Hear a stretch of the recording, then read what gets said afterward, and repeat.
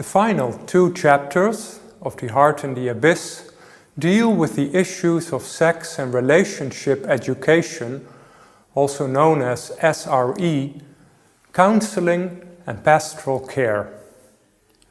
In our days, knowledge in the area of SRE is strongly influenced by the potential risks of unsafe sexual behavior. Research on SRE in the UK recommends that in education more emphasis is laid on building and maintaining relationships. Evaluation of the SRE programs in schools in the UK and the Netherlands stresses the need of parental involvement in the provision of sex and relationship education. In Chapter 7, recommendations are made regarding partner involvement in the decision-making process regarding unintended pregnancy, as well as respect to informational, emotional, and spiritual aspects of guidance during the decision-making process.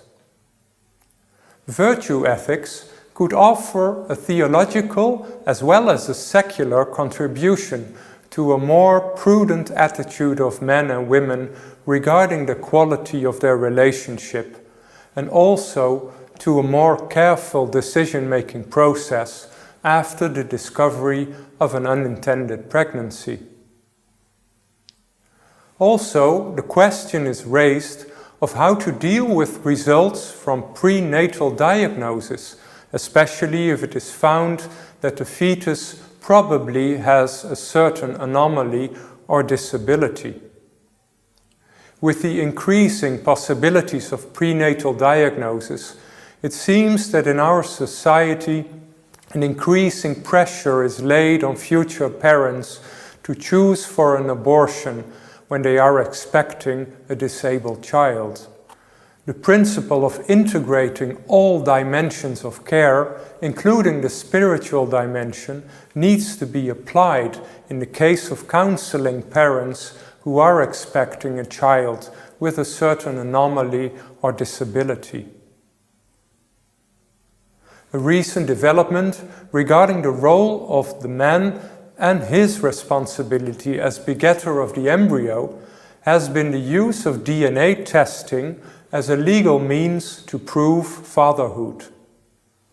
This could lead to a verdict obliging the father to either actively or financially contribute to the child's upbringing.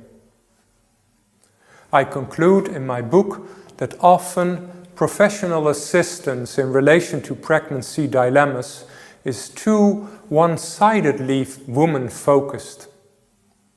More attention to underlying relationship problems and to alternatives for abortion would be desirable in order to protect the unborn child and also to prevent short-term and long-term physical, psychological and spiritual problems for women.